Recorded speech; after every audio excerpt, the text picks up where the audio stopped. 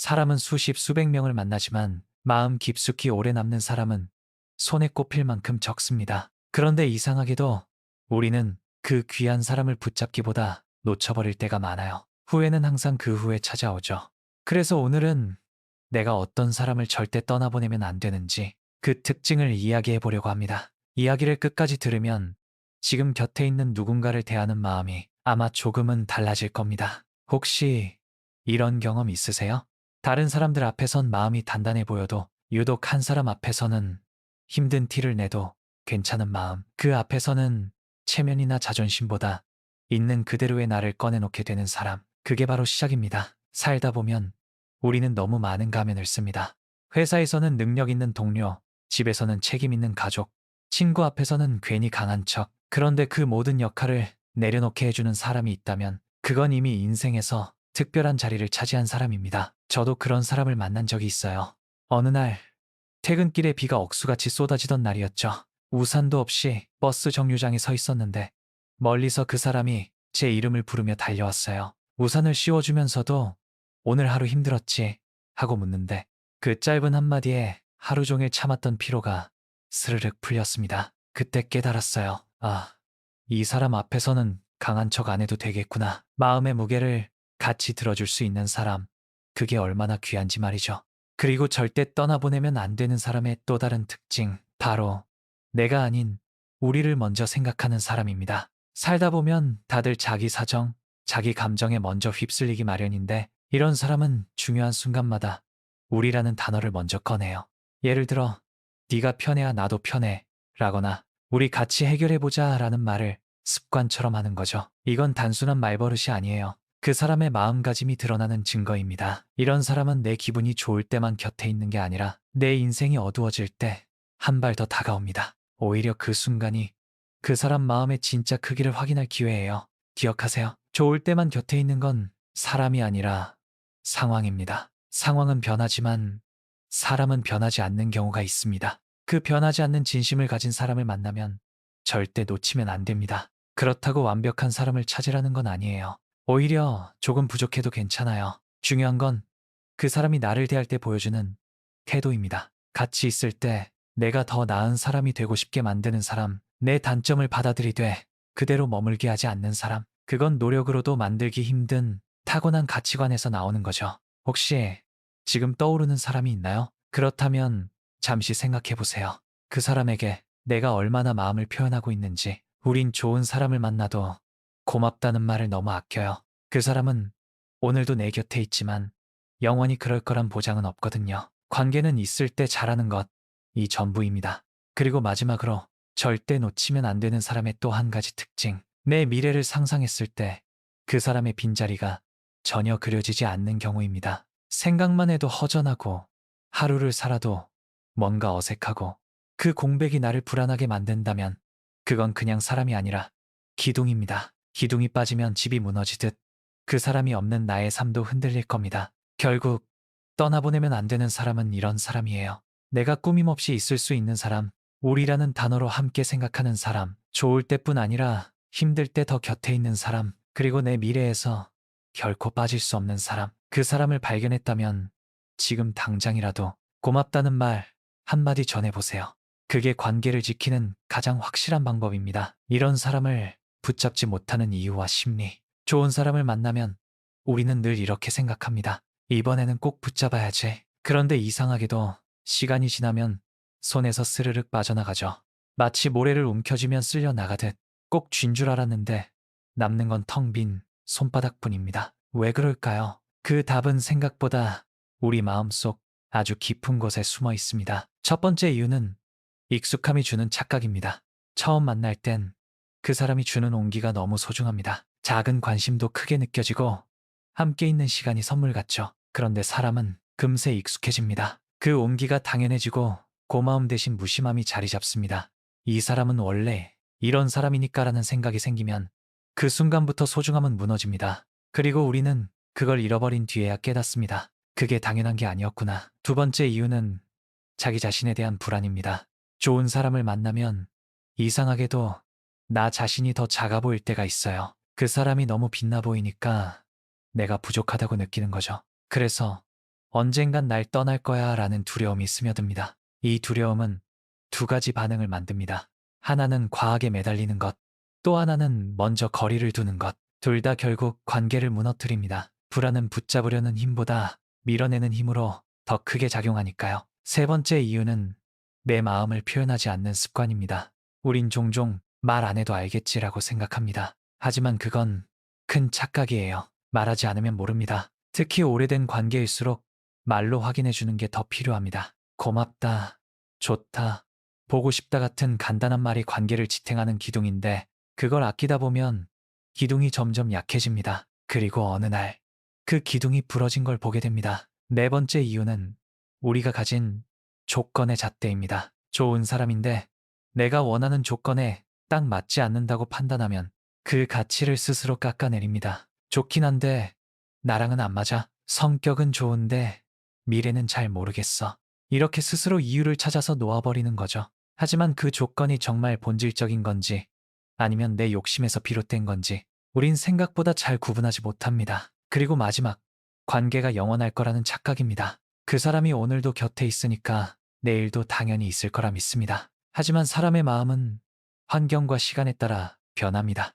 그게 나쁜 변화든 좋은 변화든 우리는 그 변화를 막을 수 없습니다. 영원하다는 전제는 관계를 느슨하게 만들고 그 느슨함이 결국 이별의 틈이 됩니다. 혹시 지금 이런 사람을 떠올리고 있나요? 그렇다면 스스로에게 물어보세요. 그 사람을 잃어버린 건 상대의 변화 때문인지 아니면 내가 만든 틈 때문인지. 대부분은 두 번째입니다. 우린 스스로 만든 틈에 발을 헛디뎌서 그 사람을 놓칩니다. 관계를 지키는 건 거창한 노력보다 작은 행동을 매일 반복하는 일에 가깝습니다. 익숙함 속에서 고마움을 표현하고 불안 속에서도 거리를 좁히고 조건보다 마음을 먼저 보고 영원할 거라는 착각 대신 오늘을 꽉 붙잡는 것. 이게 우리가 좋은 사람을 놓치지 않는 유일한 방법입니다.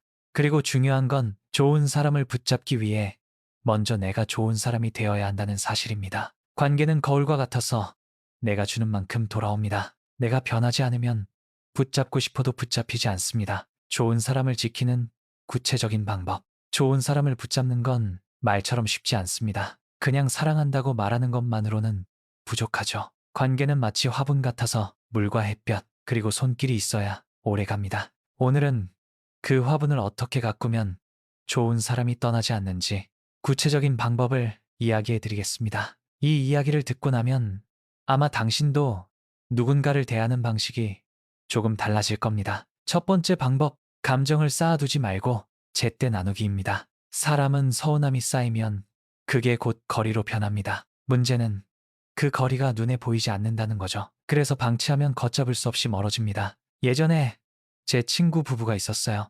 서로 바쁘다는 이유로 속마음을 잘 나누지 않았는데 어느 날 사소한 문제로 크게 싸웠습니다. 그때 튀어나온 말이 몇 달 전, 아니 몇 년 전 이야기였죠. 그동안 쌓인 것들이 한 번에 폭발한 겁니다. 그 이후 그 부부는 서로 말을 아끼지 않기로 약속했어요.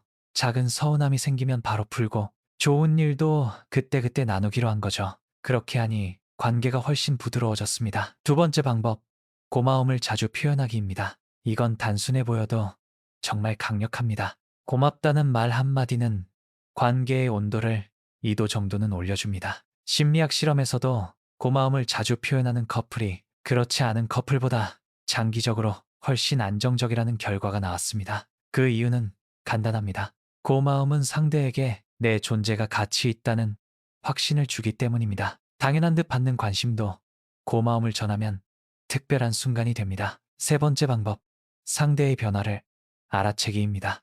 좋은 사람일수록 자기 힘든 걸 잘 말하지 않는 경우가 많습니다. 그래서 작은 표정, 말투, 행동의 변화를 읽어내는 눈이 필요합니다. 예전에 저는 한 친구의 표정이 유난히 무겁다는 걸 눈치챘습니다. 별일 아닌 척했지만 얘기를 꺼내니 회사에서 힘든 일이 있었다고 하더군요. 그때 저는 그저 조용히 얘기를 들어주었고 그 친구는 나중에 그러더군요. 네가 아무 말 없이 들어준 그 시간이 정말 큰 힘이 됐어. 때로는 조언보다 그 변화를 알아차리고 곁에 있어주는 게 관계를 지키는 제일 큰 힘입니다. 네 번째 방법, 우리만의 시간을 만들기입니다. 좋은 사람도 일정과 의무에 치이면 관계가 소모됩니다. 그래서 의도적으로 우리만의 시간을 계획해야 합니다. 이건 거창할 필요가 없어요. 한 달에 한 번 저녁 식사를 함께 한다든지, 매주 금요일 저녁엔 30분이라도 산책을 한다든지, 이렇게만 해도 관계는 쉽게 멀어지지 않습니다. 같이 만든 기억이 쌓이면 그게 곧 관계의 버팀목이 됩니다. 다섯 번째 방법, 서로의 꿈을 응원하기입니다. 좋은 사람을 지키는 데는 단순히 잘해주는 것 이상의 노력이 필요합니다. 그 사람이 나와 함께할 미래뿐 아니라 그 사람이 혼자서도 이루고 싶은 꿈을 응원하는 거죠. 꿈을 응원받는 사람은 그 관계에서 숨이 트입니다. 구속이 아니라 지지를 느끼게 되죠. 이건 사랑보다 깊은 신뢰를 만듭니다. 그리고 마지막, 내가 좋은 사람이 되는 것입니다. 아무리 좋은 사람이라도 상대가 지치고 힘든 관계라면 오래 버티지 못합니다. 내가 먼저 존중을 주고 나도 배울 점이 있는 사람이 되어야 합니다. 관계는 주고받음이 균형을 이뤄야 오래갑니다. 내가 좋은 사람이 되면 그 좋은 사람도 나를 지키고 싶어집니다. 생각해보면 좋은 사람을 지키는 건 특별한 기술이 아니라 매일의 작은 선택입니다. 감정을 쌓아두지 않는 선택, 고마움을 표현하는 선택, 변화를 알아채는 선택, 우리만의 시간을 만드는 선택, 서로의 꿈을 응원하는 선택, 그리고 내가 좋은 사람이 되려는 선택. 이 선택들을 매일 이어가는 게 그 사람을 오래 곁에 두는 유일한 방법입니다. 좋은 사람을 잃었을 때 다시는 같은 실수를 반복하지 않는 법. 좋은 사람을 떠나보낸 경험이 있는 사람이라면 압니다. 그 공백이 얼마나 크고 오래 가는지. 아무리 새로운 사람을 만나도 그 빈자리가 쉽게 채워지지 않는다는 걸. 오늘은 그 아픔을 겪은 뒤에 우리가 어떻게 하면 다시는 같은 실수를 반복하지 않을 수 있는지 이야기를 나눠보겠습니다. 첫 번째로 해야 할 일은 잃어버린 이유를 직시하는 것입니다. 이별 후 가장 흔한 실수는 이유를 끝까지 외면하는 겁니다. 그냥 운명이 아니었어 라고 포장하면 마음은 편해지지만 그만큼 성장의 기회를 놓칩니다.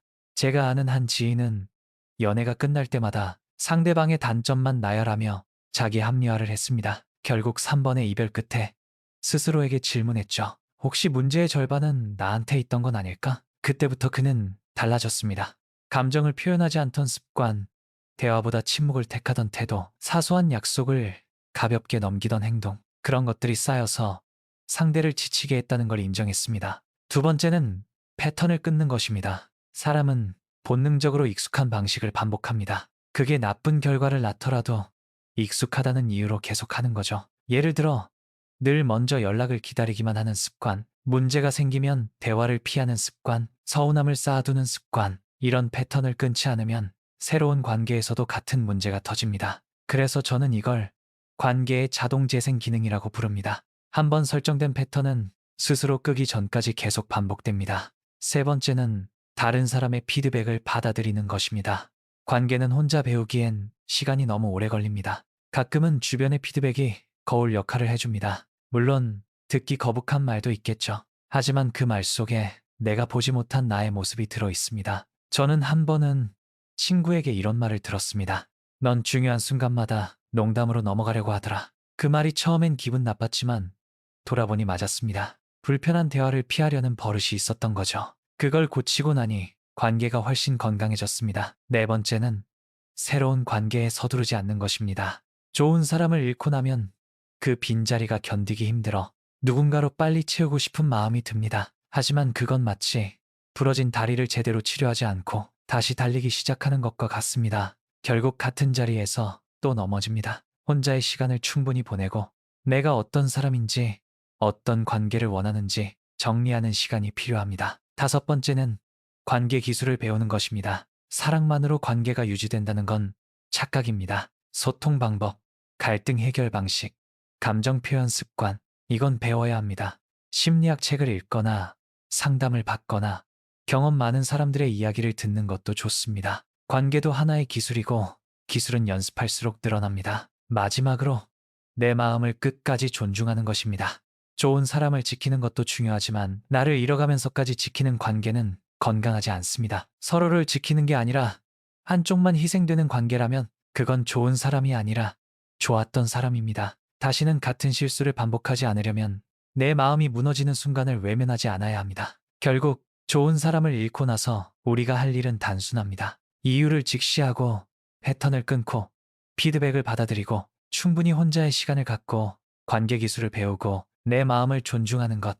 이 6가지를 지키면 같은 실수를 반복할 확률은 현저히 줄어듭니다. 그리고 잊지 마세요. 과거의 실수는 다시는 같은 길로 가지 않기 위한 표지판입니다. 그 표지판을 외면하면 같은 길로 돌아가고 마주보면 새로운 길로 걸어갑니다. 좋은 사람을 만나기 위한 준비와 기준 세우기. 좋은 사람을 만나고 싶다고 말하는 건 쉽습니다. 하지만 막상 마음속에 좋은 사람이란 어떤 사람인지 묻는다면 대답은 흐릿해지는 경우가 많습니다. 그래서 오늘은 좋은 사람을 만나기 위해 내가 먼저 어떤 준비를 해야 하고 어떤 기준을 세워야 하는지 이야기를 나누겠습니다. 첫 번째 준비는 내 기준을 명확히 하는 것입니다. 우리는 종종 좋은 사람을 느낌으로만 정의합니다. 하지만 느낌만으로는 금방 흔들립니다. 그래서 저는 이렇게 권합니다. 종이에 적어보세요. 내가 원하는 관계에서 꼭 필요한 가치가 무엇인지. 예를 들어 신뢰, 유머 감각, 책임감, 성장 의지, 이렇게 3가지 정도만 적어도 관계의 방향이 훨씬 분명해집니다. 이 기준은 단순히 사람을 고르는 잣대가 아니라 내가 어떤 사람이어야 하는지도 알려줍니다. 두 번째 준비는 내가 원하는 것을 말로 표현하는 연습입니다. 좋은 사람을 만나도 내가 원하는 걸 전달하지 못하면 오해가 쌓이고 실망이 따라옵니다. 예전에 저는 눈치껏 알아주겠지 라는 태도로 사람을 대했습니다. 하지만 그건 기대를 상대에게 전가하는 것이었죠. 그 후로 저는 원하는 것, 싫은 것, 필요한 것을 차분하게 말하는 습관을 들였습니다. 놀랍게도 이렇게만 해도 관계의 질이 훨씬 좋아졌습니다. 세 번째 준비는 과거의 상처를 정리하는 것입니다. 이건 필수입니다. 정리되지 않은 감정은 새로운 관계에 그대로 반영됩니다. 전 연인이 이랬으니까 이번에도 그럴 거야 라는 불신, 혹은 다시는 상처받지 않겠다는 방어벽, 이런 상태로는 좋은 사람을 만나도 마음이 열리지 않습니다.